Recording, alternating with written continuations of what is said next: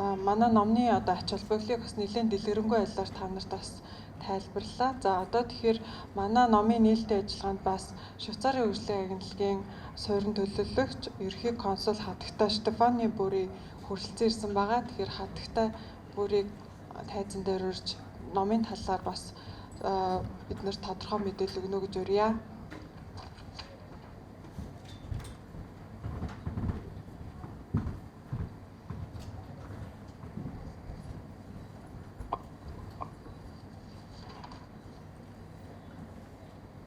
Dear Mr. Weitz-Salgan, dear Mr. Baktu, dear colleagues, ladies and gentlemen, thank you very much for this invitation to this very important moment. It's one of my first events I have because I'm just out of quarantine since a good week. So everything is new and I'm apologizing when I'm pronouncing the words in the wrong way. Why this manual is so important for us as Switzerland, and I think for all of us very important. You know, it's a collection of data, and data are so important for governments, but for all of us. Because only бүгдээр нь их чухал хэрэг болдог байгаа. Бид нэр найдвартай дататай байж одоо сайн яриа хэлэлцүүлэг явуулна. Засгийн газар ямар байна? Одоо төсвөн одоо яг сайн явагдаж байна уу? Үгүй юу? Хөрөнгө оруулалт нь онцтой байна уу? Үгүй юу? Дээрээс нь төлөвлөсөн хөрөнгө оруулалт цаг хугацаанд хэрэгжиж чадж байна уу? Үгүй юу гэдгийг бол бид нэр ингээд датагаас хардаг байгаа. Тэгэхээр датагийн хувьд бол ерөнхийдөө өөрөө бас их текст байдаг тийм ээ, тоо байдаг. Гэтэл бол энэ гарын авлага бол тэр чигээрээ бас ийм зураг байгаа, ойлгомжтой, хинч хасаа ойлгомжтой байгаа. Тэгээд монгол хэл дээр байгаа боловч би Швейцар хүмүүртлөө ингээ хараад энэ номон дээр яг юу хийж байна вэ гэдгийг нь бол хараад баг ойлгочихж байгаа. Тэгээд энэ нь бол давуу тал юм. За тэгэхээр Улаанбаатар нийслэлээс за дээрээс нь яамдуудаас бол яг иргэдэд чиглэсэн байдлаар бол боловсролын салбарын хөрөнгө оруулалтыг ямар байдлаар удирдан зохицуулж байгаа юм бэ гэдгийг бол энэ гарын авахаар анх удаа бол бид нэр ойлгуулахыг хийжсэн байгаа. За дээрээс нь бол энэ гарын авлага гаргаснаар бол нийслэлийн боловсролын салбарын хөрөнгө оруулалтыг илүү үр дүнтэй болгох нь илүү бас төрийн хөрөнгө нөөцийг бол зөөчигт нь бол чиглүүлнэ гэж байгаа.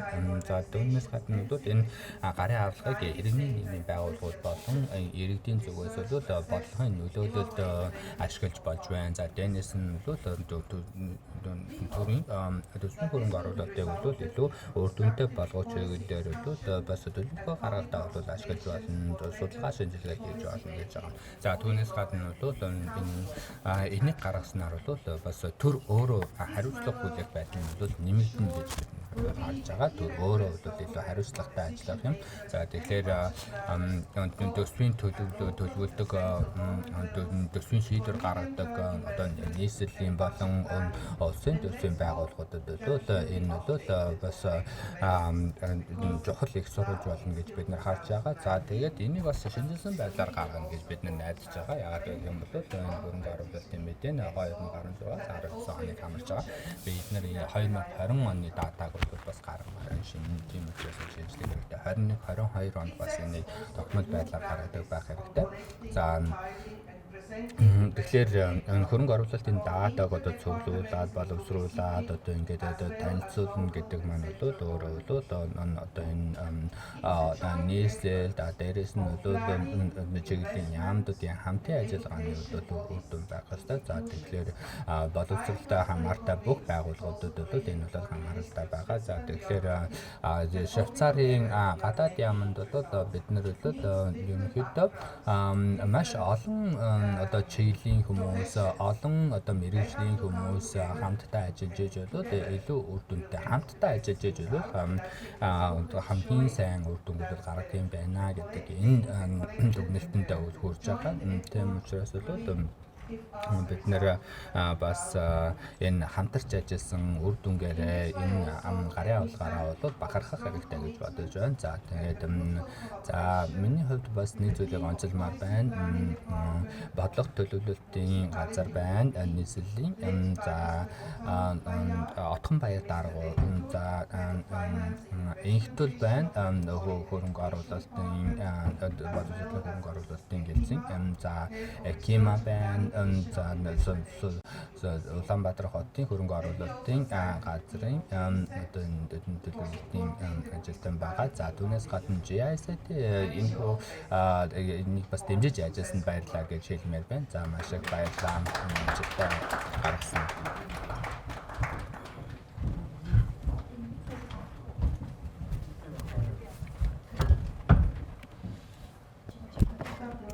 Okay, thank you very much to Madam Lori, and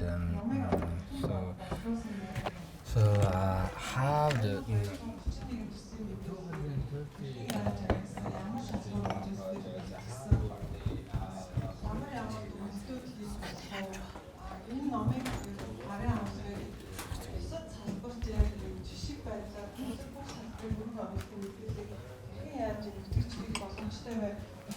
талаас нь манай одоо хамтарч ажилласан Эгима дарга маань та бүхэнд одоо дэлгэрэнгүй мэдээллийг өгнө. За Эгима даргын танилцуулгын дараа бүгдээрээ гараа цайны завсарлахандаа ороорой. Баярлалаа.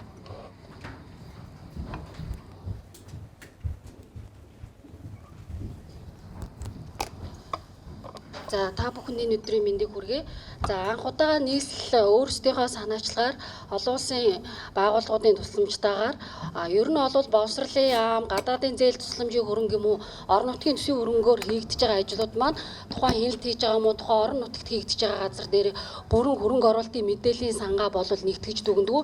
Яг тухайн орон нутгийн төсөв бол орон нутгийн төсвөө, яам бол яам дээр, за барилга гадаадын зээл тусламж бол тухайн газартай ч юм уу ингээд яваад байдаг байсан. Энэ анх удаага хотын удирдлагуудын санаачлагаар хотын өөрийн хувьд баг өөрөө мэрэгжлийн баг анх удаага энэ төслийн санаачлагаар бол нийслэлийн нутаг дэвсгэрт 16-аас 20 оны энэ 4-5 жилийн хугацаанд сүүлийн 20 жилийн хугацаанд байгаагүй хамгийн хэмжээний хөрөнгө оруулалт орсон боловсролын салбарын хувийн хвшлийн хөрөнгө оруулалтаас бус бүх их үүсвэрийн хөрөнгө оруулалтын төсөл арга хэмжээний мэдээллийг нийт 2231 төсөл арга хэмжээний мэдээллийг 65 наривчлсан үзүүлэлт за бүр задлбал 100 гаруй детачилсан үзүүлэлтээр бол бид нар мэдээллийн сан үүсгэж одоо нэгтгэн дүгнж шинжилсэн байгаа. За бидний гол зорилго бол төрийн эмчийн сургууль цэцэрлэг дээр энэ хийгдэж байгаа хөрөнгө оруулалт маань бол үр ашигтай хийгдэж гин үү?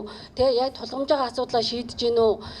Тухайн хийж байгаа хөрөнгө оруулалтыг хийж байгаа ажил маань чанартай болж гин үү? Гүйцэтгэгч компаниуд маань тухайн хөрөнгө оруулалтыг хэд хичнээн ажлын байр бий болгож байна. Дараа нь буцаага шинэ сургууль цэцэрлэг ашиглалтанд ороход бол хичнээн шинэ ажлын байр бий болж байна. За урсгал засвар хийгдснээр барилга ашиглалт болон сурлагын орчин за урсгал засвар ашиглалтын зардал буурж гинэ гэдэг дараагийн энэ өөрөө гарын авалга маань энгийн хүмүүст ойлгохоор боловч буцаагаад мэрэгжлийн баг биднэрт бол дүн шинжилгээ хийх цаашдаа хөрөнгө оруулалтын удирдлагыг оновчтой болгоход бид нар бол гол зорилгоо болгож хийсэн байгаамаа. За ингээд бид нар бол судалгааг бол төрийн эмчийн бүх сургууль цэцэрлэг за улсын төсөв, нийслэлийн төсөв, дүүрэг, гадаадын зээл тусламжийн хөрөнгө за бүх энэ 2200 төсөл арга хэмжээний мэдээллийг цогдуулж за 6 сарын хугацаанд бид нар бол нэгтгэн дүгнж баталгаажуулж ингэсэн байгаамаа. За тэгээд ерөнхийдөө энэ ном бол эхний ээлжинд иргэд харах олон улсын байгууллагууд хийх бид нар цаашдаа бус салбарыг яаж хийж болох вэ гэдэг сайн жишг олсон гэж үзэж байгаа. За номон дээр бол бид нар боловсролын салбарын нийт хөрөнгө оруулалтыг барилга, их засвар, бүр тогтчлт, за тавилга тэр дотроо бас худалдаа авалт гэдэг тоног төхөөрөмжүүд, за дүүрэг болгон сургууль болгоноор хэрэгцсэн он хөрөнгийн хүүсөөр төсөв төрдөг за тухайн гэр хороол баригдсан уу орон сууцны хороол баригдсан уу те ажлын байр одоо тэр тухайн ажиллах нөхцөл орчин сайжирсан уу гэд бүх олон төрлийн үзүүлэлтээр бид нар бол хийсэн байгаамаа. Тэгээ яагаад гэвэл ном дээр илүү дэлгэрэнгүй байгаа учраас би та бүхэнд товчон танилцуулж байгаа. За энэ гарын авалгын гол онцлог үр дүн гэвэл бид нар ер нь бол олон улс гэдэг шүү дээ. Дата сайн байх юм бол дараагийн хөрөнгө оруулалтын үр ашиг нөхцөл илүү сайн байдаг. Тэгэхээр энэ бол өөрөө баталгаажсан 2231 төсөл арга хэмжээг бид нэр маш сайн баталгаажт их үүсвэрээс 6 сарын хугацаанд шалгаж наривчилсан. За энэ дотроос яг бүрэн ашиглалтанд орсон 136 барилгыг бол фотогоор бид нэр мэдээллийн сан бас үүсгэж дахин баталгаажуулж газар дээр нь очиж ажилласан байгаа. За эдгээр хийсэн бүх судалгаан дээр бол бид нэр үндэслэж за яг одоо жишээлбэл засвар хийсэн цэцэрлэг дээр за дээврийн засвар хийчээ дараа жил нь дахиад сангийн засвар хийж өгөө те хийсэн засварын хөрөнгө оруулалтмаар үр дүнтэй байсан уугүй юу гэдэг юм уу дахиад наривчлсан үзүүлэлтүүдээр судалгааны баг бол шалгасан байгаа. За ингээд бол баталгаад энэ мэдээлэл дээр үндэслээд дараа жилүүдийн үр дүн үр ашиг бид нар хийгдэж байгаа хөрөнгө оруулалтуудаа бол илүү сайжруулна гэж харж байгаа. За дээрэс нь энэ боловсролын салбарт хийгдсэн хөрөнгө оруулалт маань тухайн одоо боловсрол нийгмийн салбар буюу хүүхд сурагч багш те буцаагаад эцэг их айл өрхийн нийгмийн эдийн засгт ямар үр дүнг авчирсан байна гэдгийг бид нэр судлан шинжлэх зорилготой датагаа цуглуулсан байгаамаа. За тэгээд гол зүйл нь бол бид нар мэдээллийн баазаа үүсгэж чадсан. За дээрэс нь бас Германы хамтын ажиллагааны төслийн шугамар бид нар боловсролын салбарын барилга байгууламжийн бүртгэлийн системийг 2 сарын өмнө ашиглалтанд оруулсан. Энэ 2231 төсөл арга хэмжээгээ тэр бүртгэлийн системд оруулж байгаа. Тэгэхээр бид нэр эргээд өмнө хийсэн бүх ажлуудаа уялдуулаа явж байгаа. За тэгээд энэ бол биднэрт бол мэдээллийг Улаанбаатар хотын зүгээс анхудаага хийгдэж байгаа татвар төлөгчдийн мөнгөөр хийж байгаа том салбарынхаа мэдээллийг ил тод нээлттэй болгож байгаа.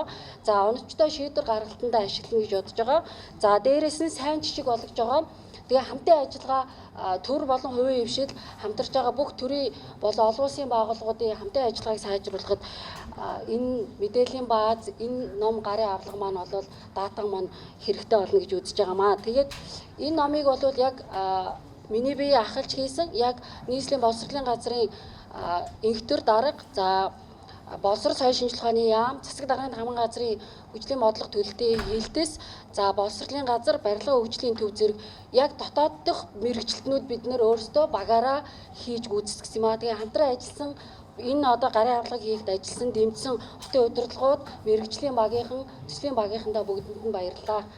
Өнөөдрийн энэ одоо төслийн арга хэмжээ бол хэд хэдэн одоо байгууллагууд, олон улсын байгууллагуудын оролцоотой Швейцарын хөгжлийн агентлаг, мөн одоо Германы хөгжлийн агентлаг, за сангийн яам, боловсрол шинжилгээ ухааны яам, барилгын байгуулалтын яам, за нийслэлийн засаг даргын тамгын газар, за нийт энэ хөрөнгө оруулалтанд оролцсон байгууллагуудын хамтын одоо ажлын хэсэг төсөл одоо байгуулж хийсэн ийм онцлогтой ажил байна. За яагаад энийг энэ олон байгууллагуудыг оролцуулж хийсэн бэ гэхээр улсын төсөвт тавьсан нэг одоо хөрөнгө оруулалтын тусдаа тайлан мэдээлэл явдаг. За нийслэлийн төсвийн хөрөнгө оруулалт юм уу, гадаадын зээл тусламжийн хөрөнгө оруулалтын одоо мэдээллүүд тусдаа ингээд мэдээллүүд явдаг учраас бол нэгтгсэн байдлаар иргэд за ялангуяа хяналт тавих ийм хүсэлтэй байдаг иргэний нийгмийн байгууллагуудад мэдээлэл ийм янз бүрийн хэлбэрээр хүрдэг учраас ер нь энэ салбар бүрээр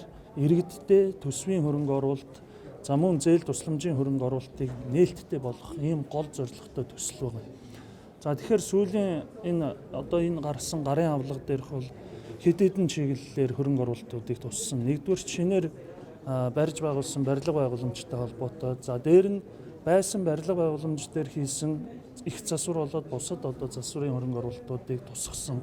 За дээр нь нэмээд энэ одоо барилга байгууламж дотор үйл ажиллагаа явуулахад шаардлагатай байгаа тоног төхөөрөмжтэй холбоотой.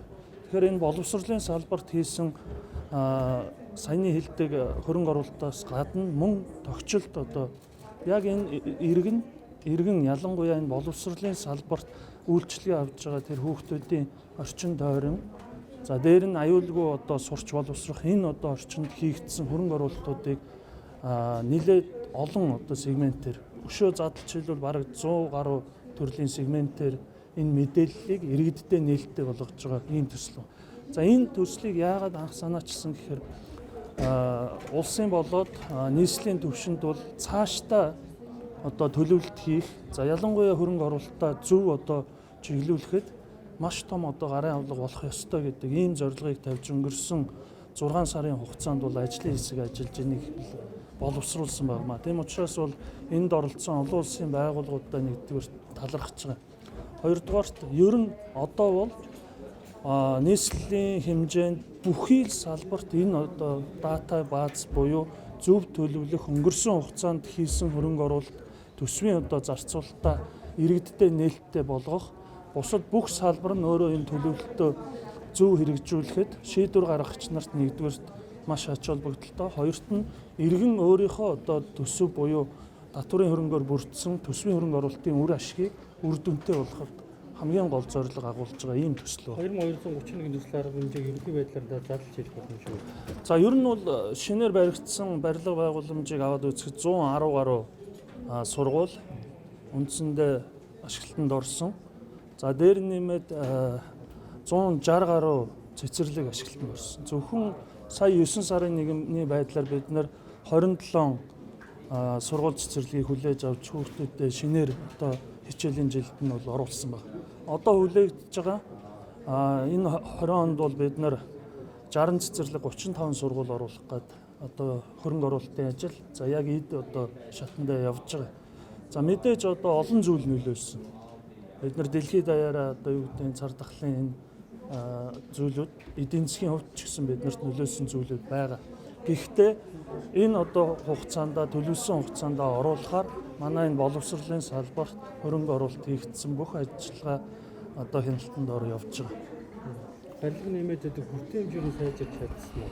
За ер нь бол одоо яг энэ өнгөрсөн хугацаанд бидний зорилго бол 80%-ийг давуулах. Ялангуяа энэ сургуулийн өмнөх цэцэрлэгт хамрагдах нийт одоо хүүхдүүдийн хамрагдалтын хувийг 80%-аас дээш болох ийм зорилго тавьсан. Одоо 82%-тай явж байгаа энэ жил. Тэгэхээр хоёр зүйл байгаа. Нэг нь сургуулийн нөгөө олон ээлж.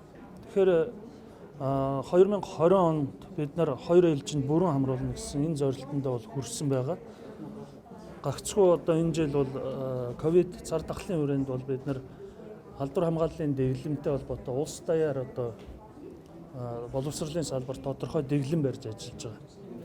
Нийслэлийг одоо энэ сургуулийн чиглэл зарцуулсан хөрөнгө оруулалтыг хэдэн үн яг өөрийнхөө төсөөс бүрдүүлээд хэдэн үн зээлсэн зэрэг нь явж байгаа. Зээлсэн чинь төлөлт нь юу бол одоо ямар тоонд гарах вэ?